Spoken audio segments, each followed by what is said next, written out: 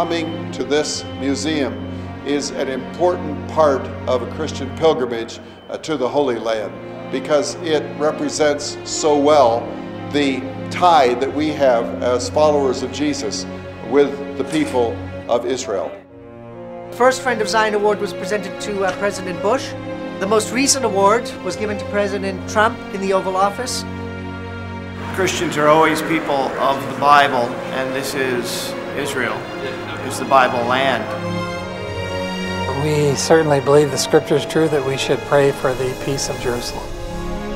It's interesting to see all of the people that work to try and help support the state and bring it to the way it is now. Mike Evans took over the Corrie ten Boom house.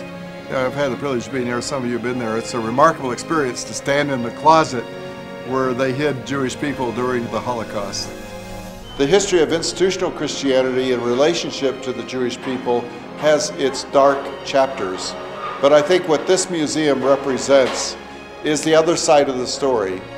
The Light in the Darkness presentation was an outstanding methodology of storytelling that brought to life the heart of the people that were seeking to support Zionism.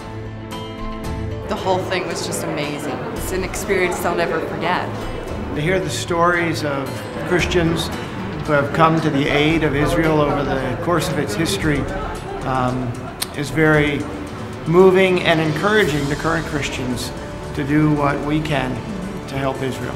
It's all amazing and almost incomprehensible. It made me proud to be a friend of Zion, and I celebrate the quality of presentation presented here.